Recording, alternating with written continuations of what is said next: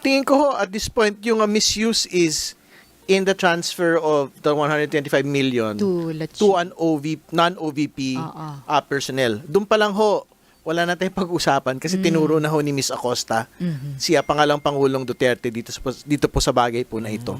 We share the same timelines that the Senate President had mentioned na hopefully by before December, tapos na po ito pong paglilitis ng atin pong pangalawang Pangulo.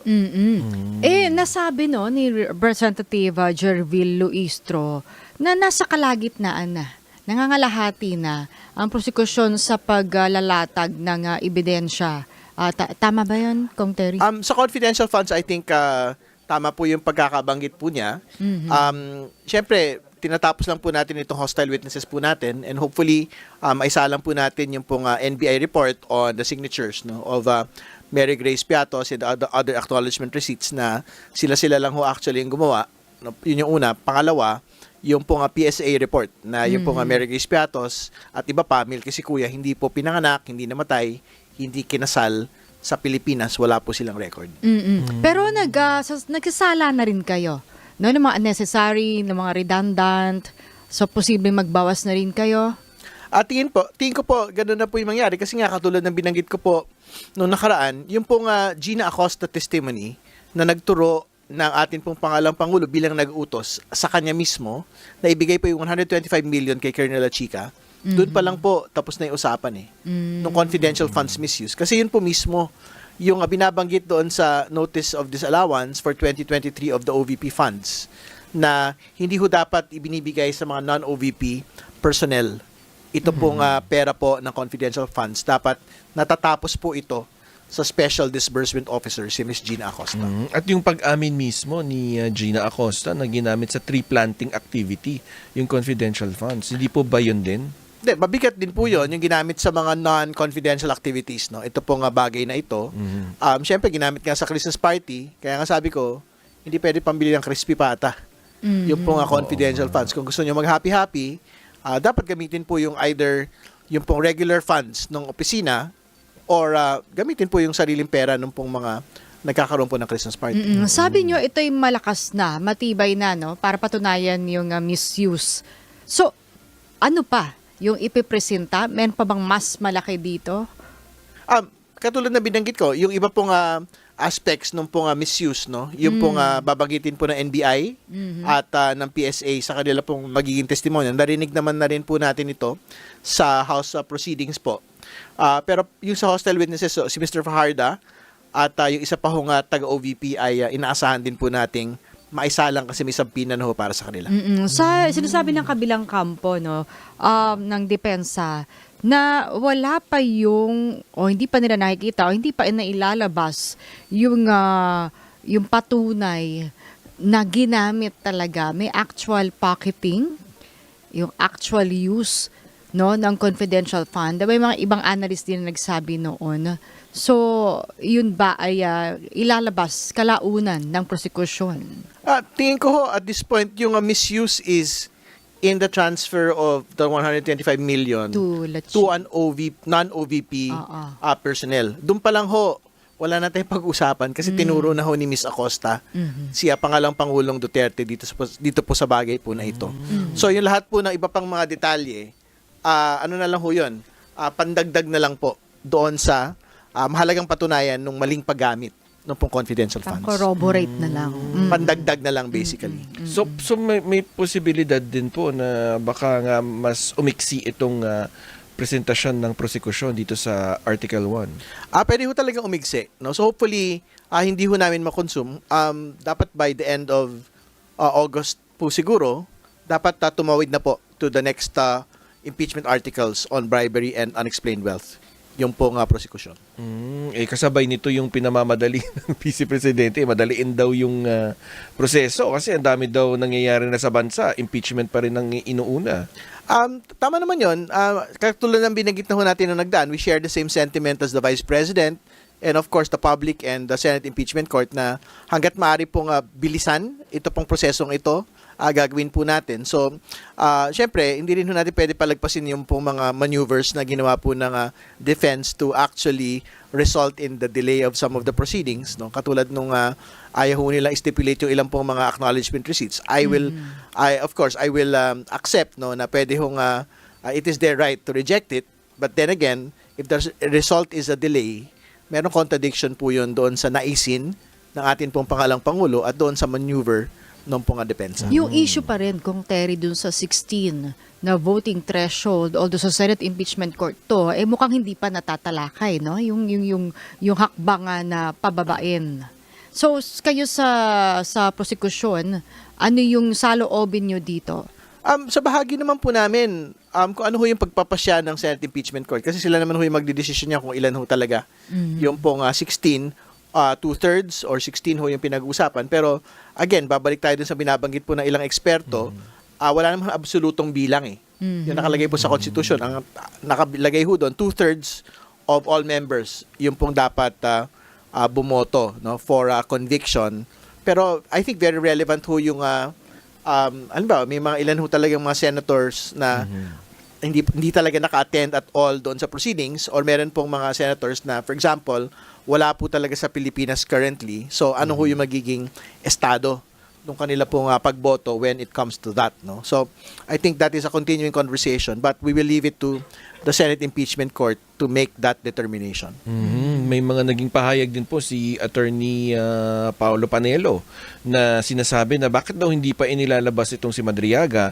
Ang sabi niya, magiging nightmare daw siya ng prosekusyon at magiging star witness pa ng depensa kapag siya ay hinarap. Kailan po ba haharap si Madriaga? Tsaka tama po ba itong sinasabi niya?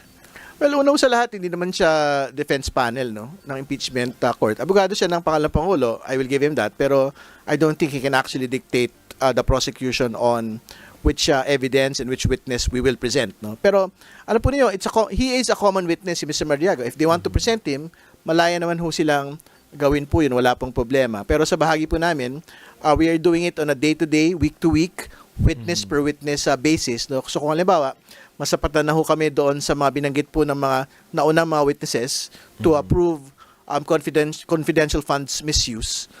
Yung iba hong mga testigo, not just Mr. Madriaga, hindi na ho kailangan isalang.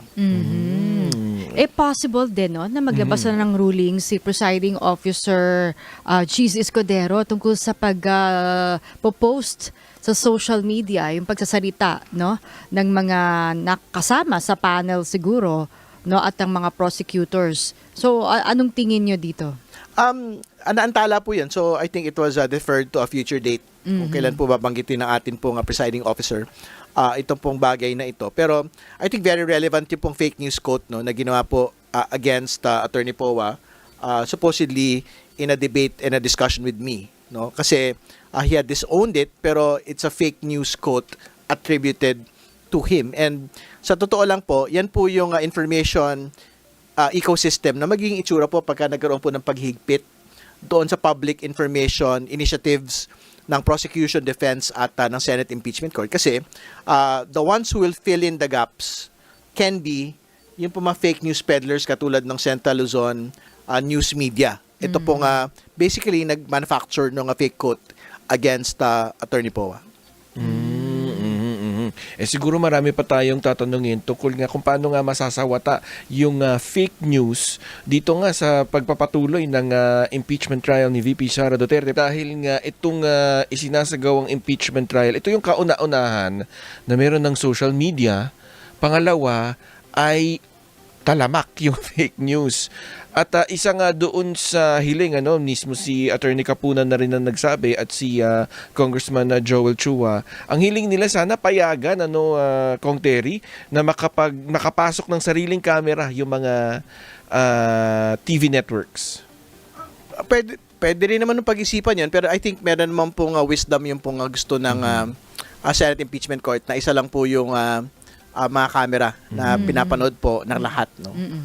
Para syempre uniform din po yung coverage. Pero I think very important yung binabanggit ho natin on fake news na attributed to Attorney Powa and actually to even to House prosecution members. We will be coordinating with the CICC to crack down on the fake news pages na pakalat po nito at ng iba pang mga fake news. So I will read which fake news pages these are. No? So kasama dito yung talaga originator, Central Luzon News Media, 50,000 followers. Luzon News Media, 579,000 followers po ito. Meron din pong syempre mga gumawa ng mga reaction videos. Meron dyan yung Kababayan PH. So, vlogger po ito na Duterte supporter. Best Smart Porlas, meron pa siyang sariling art card dito sa bagay po na ito. Meron din po yung What Happened na page at si Balitang Pinasaya, which is a reaction video, and yung pong Intel News PH. So, ibig sabihin, ang makikita ho talaga natin dito yung fake news infrastructure. Kasi someone had the idea to do a fake Michael Poa quote. Yun yung una. Di ba? So, and secondly, someone decided what is the content of the fake quote. Hindi ba? Then thirdly, someone designed the art card. And then lastly, someone distributed the art card to these various pages. Baka may editorial meeting pa yun. Baka nag-storycon din. Storycon. Kaya hindi ko sabihin, I think, this is our expectation. Dapat maipatawag po ng CICC yung po nga, firstly, mauna yung magawa ng reaction videos para meron silang lead. Kasi, for example, yung Central Luzon News Media, para marami talagang pinapalabas ng mga art cards and social media quotes yan. Pero walang mukha yan eh. So, baka we can get some leads from the actual reaction videos and vloggers who actually amplified these particular fake news Tsaka quotes. partner kasi, attorney at Kong Terry, yung death threats. Grabe din yung death threats na nakalagay dun sa online. Yung mga reaction, yung mga komento ng mga netizens. Sa tingin nyo, napapanahon na rin po ba? Natignan na rin to para nga Kasi parang maturuan ginagalit mo yung mga tao. No? Oo. Tsaka grabe yung death threats.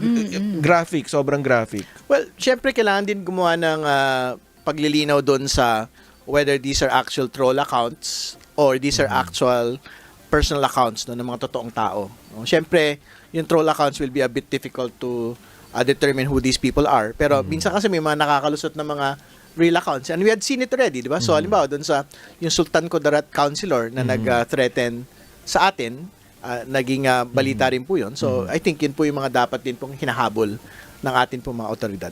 At meron ding, Kong Terry, yung kay Kong Chel nga, di ba? In-spliced yung video. Yung video niya. Oo, para syempre, iba na yung meaning nun. Iba na yung pwedeng gawa na ng kwento out of that spliced videos.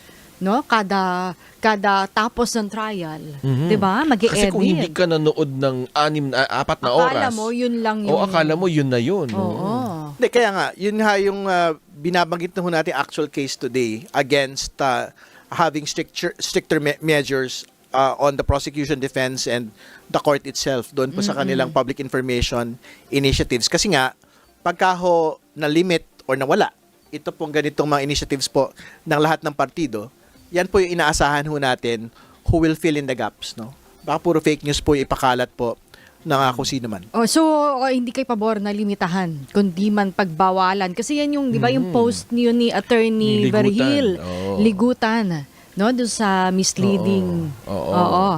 So, hindi kayo pabor. Tingin ko naman ho, very important lang po na magbalanse. Yung pong, alin ba yung mas mahalaga? Kasi sa bahagi po namin, mahalaga ho talaga yung public engagement, public information dito po sa paglilitis na ito. At halimbawa, yung technicalidad ho kasi during trial itself, minsan medyo mahirap po para sa mga kababayan po natin maunawaan yon. Yun ang mismo sinasabi nila, very technical, very lawyerly. Yung pong bagay. Sa pamamaraan po kasi ng mga press conference ng defense, prosecution at court itself, no, na ipapaliwanag ho natin ng mas maayos at mas madetalye. Ito pong paglilitis po nito. Kaya nga, di ba, kada tapos ng trial, ng paglilitis every day May or every press con. trial, ay may press con, magkabilang kampo. Kasi pinapaliwanag nyo Tama. Di ba? Sa publiko. Tama ho yun. Kasi halimbawa, for example ngayon, merong mga criticism on the presiding officer na parang hindi daw maayos yung pagkakatimon. No, nga kaya daw tumatagal. Pero sa bahagi ho namin, tingin ko wala naman yung problema yung pamamaraan po ng presiding officer doon po sa, in terms of fairness, no? Doon sa parehong partido. Kasi may kakayanan, may oportunidad naman, for example, in defense, to really make their objections and to have a full-throated replies doon po sa ginagawa din po ng prosecution. The testimony of the first, we'll pronounce it at hostile, we're accustomed to hostile. Ang testimonya ng kauna-unahang hostile witness sa impeachment trial na ito is being presented to prove ang mga sumusunod. Layo ng prosecution na ipresenta o iharap si Gina Acosta bilang isang hostile witness. Ibig sabihin, hindi po siya testigo pabor sa prosecution. Pangalawa, si Ms. Acosta ay nanunungkulan ngayon bilang Vice Presidential Staff Officer 6 sa Office of the Vice President. Pangatlo, siya ay nagsilbing Special Disbursing Officer or SDO ng Office of the Vice President noong taong 2022 at saka 2023.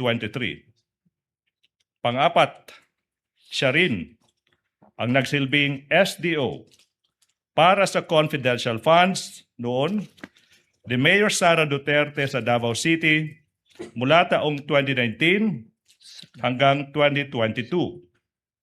Panglima, siya ang naging staff member sa Davao City Administrator's Office sa pagitan ng mga taong 2016 at 2022 at ng Davao City Budget Office sa panunungkulan noon ni Mayor Sara Zimmerman Duterte.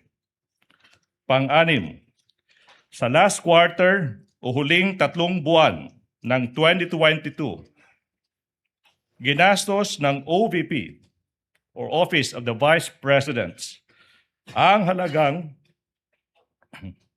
125 million pesos na confidential funds sa loob lamang ng 11 araw sa ilalim at pamamahala at pangangasiwa ng Vice Presidente nang walang liquidation, nang hindi kumpleto o walang sapat na dokumento na nagpapatunay sa pagbabayad. Pang-7. Pang-8.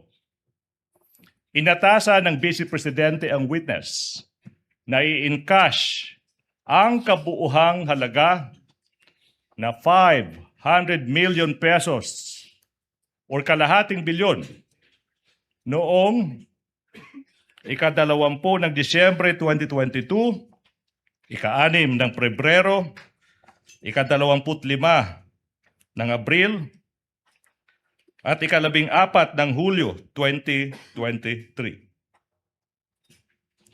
I skip number 7, sorry. Sa tatlong 3 quarters ng 2023, ginastos ng OVP ang halagang 375 million na confidential funds sa ilalim ng pamamahala at pangangasiwa ng Vice Presidente nang walang liquidation, wastong liquidation rather, nang hindi kompleto o walang sapat na mga dokumento na nagpapatunay sa pagbabayad. Let's go to number 9. Ang lahat ng confidential funds na inilaan sa OVP ay na-withdraw in cold cash na nagkakahalagang kalahating bilyong piso noong December 20, 2022, February 6, April 25, at July 14, 2023. Pang-10, inutusan ni VP Sara na ibigay ang kabuuhang 500 million pesos, 500 million pesos in cold cash sa security officer ng OVP na si Colonel Lachica na hindi isang accountable officer, isang paglabag sa batas. Sa Joint Circular 2015-01, Panglabing-1, ang ginagawang disbursements ng confidential funds sa ilalim ng Office of the Vice President. Ang ginawang disbursements ay maraming bahid o namumutakti sa pagsuway at paglabag sa Joint Circular 2015-01. 12, bigo ang respondent, Vice President, na maliquidate ang kabuuhang halaga na 500 million pesos na pera ng bayan, 500 million pesos, alinsunod sa demand o kahingian ng Joint Circular 2015-01. 13, dahil dito, maituturing na ginastos ng Vice Presidente sa pansariling gamit at kapakinabangan ang 500 million pesos na pera ng bayan na confidential funds ng Office of the Vice President. Lastly, Your Honor, please, tutukuyin ng witness ang mga dokumentong may kaugnayan sa mga aligasyong nakasaad sa Articles of Impeachment. That's for the offer. Comment, Attorney Bacuel? Your Honor, for purposes number 2 and 3, we are willing to stipulate. We note that for purpose 3, this was already part of the admissions of the parties in the pretrial order. And it's contained in Part 1A, Item 2.8 of the pretrial order, Your Honor. For purpose number 4 and 5, as regards the confidential funds in Davao City and the position of the witness as SDO of Davao City, we would like to object on the ground of irrelevance, Your Honor, considering that for the simple reason that the confidential funds in Davao City are not part of the allegations in the articles of impeachment. So there's really no fact in issue to be proved by the testimony of the witness, Your Honor. And for all the other purposes, Your Honor, these are subject to cross-examination. What does Attorney Ligutan say with respect to counsel's stipulation to your second and third offer? The stipulation is well taken, Your Honor, please. So therefore, it is established na si Ms. Acosta ay ngayon nanunungkulan bilang Vice Presidential Staff Officer 6, saka nagsilbi siyang Special Disbursing Officer noong taong 2022 saka 2023. However, Your Honor, please, yung punto na walang relevance, yung naging pagsisilbi as SDO para sa confidential funds mula 2019 saka 2022, saka I think yun, di ba? Your Honor, please, we beg to disagree. It is very much relevant in today's proceedings, considering, Your Honor, please, that it is her experience as the SDO of Davao City in those inclusive years that led the Vice President to also bring her to the office of the Vice President and do the things they did in Davao City, this time with the money of the office of the Vice President.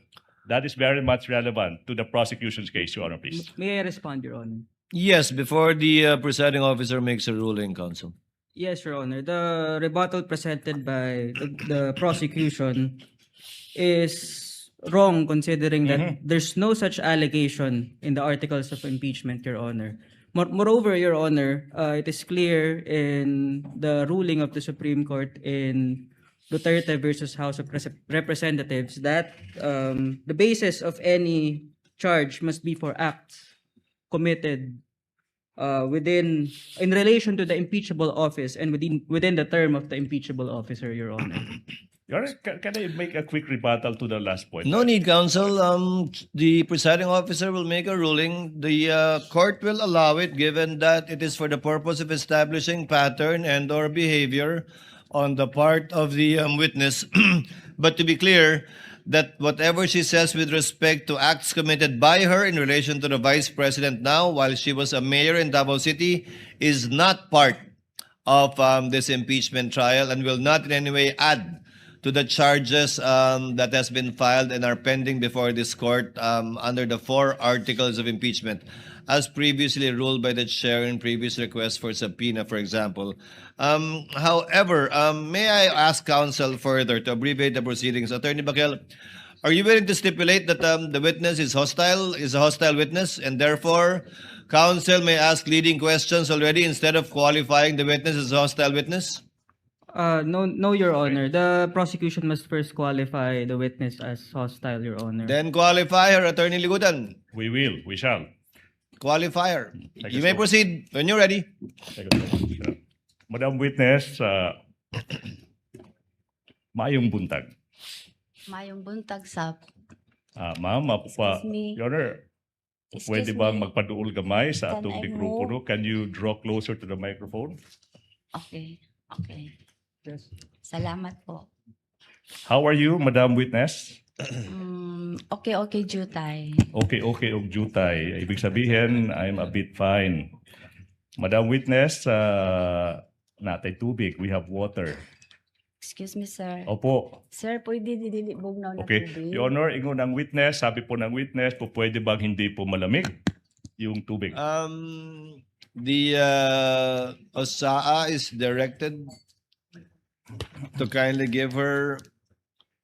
Ma'am Gina, you prefer warm water? Hindi naman daw po malamig yan, pero baka dahil sa aircon na lang lumamig. Ano lang po, sir, yung kung merong maligamgam. init-init- Maligam-gam na lang po. Mas Pakibigyan na lang po better ng po. maligam-gam. Salamat po. Mm-mm. You're welcome, ma'am. Mm-mm. You may proceed, Attorney Ligutan. Salamat, ma'am. May buntag now. Why are you here today, if you know? Na ako diri tungod sa akong sabwena. Okay. Nagipatawag ko diri sa Senado. Pizza, August. With your permission, Attorney Ligutan, kung papahintulutan niyo po, Ms. Gina, pwede po gamitin po ninyo para mas maunawaan ng mas nakararami, Ingles o Pilipino sa pagsagot? Your Honor, pwede po haluan ng Bisaya, Your Honor. Sige po, basta ma-translate ni Attorney Ligutan without any objection from the respondent yung ibang mga kataga o salita Your Honor. na gagamitin ninyo. Your Honor. Yes. May we request an interpreter from this honorable court if this honorable court would allow, so that the defense would be able to easily understand the statements of the witness. We have a senator judge who can interpret, but I doubt if I can do that or will do that. Okay. Ma'am, Your Honor, I have a proposition. Ma'am Acosta, alala ko when you testified before the Committee on Good Government sa House of Representatives, ma'am, we spoke in Tagalog, then siningitan natin ng our great Bisaya language, no? Ma'am, pero po, para po mas mabilis, kung po pwede po, no, let's try as much as we could po to speak Tagalog. Kung po pwede lang, ha? And then, if you really have to speak Bisaya, then of course, hindi po pinagbabawal yan. We should be proud of it. Pero kung po pwede po, Tagalog po tayo. I-try po na ako, sir. I will try my best po. Let's try our best po, madam. Sige ma'am, while we're looking for a court-appointed or selected translator to get an official translation, hanggang kaya ma'am, pero kung hindi po, kung hindi po kayang gamitin ang Ingles o wikang Pilipino, gamitin niyo po ang Bisaya o Cebuano, subukan po namin unawain at interpret. Alright. You may proceed, Attorney Ligutan. Salamat. Ma'am, sinabi mo, andito ka kasi nga pinasabina ka. Pinasabina ng impeachment court. Di ba po ba? Yes po. Ma'am, na-mention din, nasabi rin na ikaw ay isang special disbursing officer, hindi lang sa Davao City, pati na rin sa Office of the Vice President. Yung tanong now is, what funds? What funds? Anong klaseng pondo po yung didi-disburse nyo bilang isang special disbursing officer po? confidential funds po, Your Honor. Confidential funds. So na-mention mo yung confidential funds. Now, sinabi mo ma'am na ikaw ay andito kasi nga napasabpina ka. Ma'am, yung tanong ma'am is, ito po ba ang unang pagkakataon na kayo ay napasabpina para tumistigo? This is my second time. Pangalawang time na po ito, Your Honor. Mhm. And then, pag sinabi niyo pong pangalawang time, ma'am, kailan yun? Kailan yung unang pagkakataon? Yung pong sa House of Representatives, Your Honor. Now, House of Representatives. Maalala nyo yung petsa, ma'am? Kailan kayo nag-appear before the House of Representatives? November 2025. November 2025. Taon po is? Anong taon? No, 2025. Hindi po 2024? 2020. Sandali lang, sir, ha? Sige, sige. Anyways, ma'am, basta sinasabi nyo po, secondary na po yung taon because it's on record naman. Pero nasabi nyo, ito po yung pangalawang pagkakataon na kayo ay naimbitahan po na tumistigo kasi po may sabpina. Now, yung tanong, ma'am, is this is preliminary question.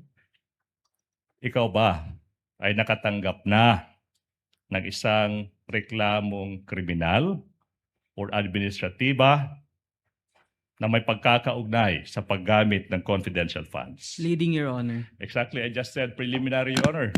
Preliminary, counsel. Witness may answer. Wala, Your Honor. Aha. So sinasabi mo, ma'am, mama, na wala pa kayong natatanggap na reklamo. Yun po yung sagot nyo, di ba, ma'am? Ipinapakita ko ngayon, ma'am, yung isang counter affidavit. Okay. Your Honor, I move that the prosecution counsel, Attorney J, be allowed to confront the witness with the documents. And that is a continuing motion because we'll be doing that for the rest of the remainder of the testimony, Your Honor. Assisting counsels from both parties may approach. Mhm. Your Honor, Yes. Yes, Attorney Bakel. may we know the purpose of the questioning of the prosecution? Mhm. Your Honor, I'm tempted to state that, but we are leading there. We are about to establish the ground to make this witness an hostile witness. May we not be preempted, Your Honor? You answered the query of counsel. You may All right. proceed. Now, Your Honor, please. This witness, Madam Acosta, is facing a complaint together with the Vice President exactly because of their misuse of confidential funds. Your Honor, it is stated in the witness's counter affidavit that the Vice President is not responsible or should not be held liable for any misuse of confidential funds. Your Honor, that interest is directly adverse to the prosecution's case before this impeachment court. The prosecution seeks to prove otherwise, that this witness, that the Vice President, rather, is responsible for the illegal disbursement of confidential funds. Therefore, if on one hand, sinasabi ng testigo sa counter affidavit niya na walang pagkakasala yung Vice President sa maling paggamit ng confidential funds, that's on one hand. On the other hand naman, sinasabi ng prosecution, Your Honor, please, na no, hindi. May ebidensya, it's so clear na kailangan managot yung Vice President for misusing public funds. Now, this is the time, Your Honor, please. Okay? If the good counsel will allow, with the presentation of a counter affidavit by the witness stating under oath that the Vice President did not misuse confidential funds in direct conflict with the prosecution's case, Your Honor, please, we now invoke Section 13, Rule 132 of the Revised Rules on Evidence. If the court may allow. Your Honor, according to Section 13, Rule 132, a witness may be considered as an unwilling or hostile if so declared by the courts upon adequate showing. Yun yung una po, Your Honor. Adverse interests. Adverse interests. Ms. Acosta, the witness, has an adverse interest in this case as her position, as shown sa counter affidavit niya, is clearly inconsistent with the position of the prosecution that called her as a witness. The prosecution presents her to prove that the respondent misappropriated confidential funds. Sa kabilang panig, sinasabi ni Ms. Acosta, yung Vice President complied sa lahat ng rules tsaka batas sa paggamit ng confidential funds. Sinasabi ni Ms. Acosta, hindi nag-misuse si Vice Presidente Sara Duterte ng kahit isang sentimo ng confidential funds. We now invoke the case of People versus Che Chun Ting, GR number 130-568-69, dated March 21, 2000. Supreme Court dealt with a hostile witness. Kasi nga, adverse yung interest doon. Sinasabi sa kasong iyan, having an adverse interest meant, that the position or interest was adverse to what the party called her wanted to establish or prove. Yun po yung batayan ng Supreme Court. Kung yung posisyon ng isang witness is salungat sa posisyon ng partidong nagpapatawag sa kanya, sa kasong iyan, sabi ng Supreme Court, established na po yung requirement ng adverse interests sa ilalim ng rules of courts. Comment, Your Honor, Attorney please. Bakel? Your Honor, the respondent respectfully submits that the adverse interest must be shown by the prosecution through an examination of the witness and not through a mere motion or manifestation, Your Honor. He just did, counsel, by showing the position taken by the witness in her counter affidavit.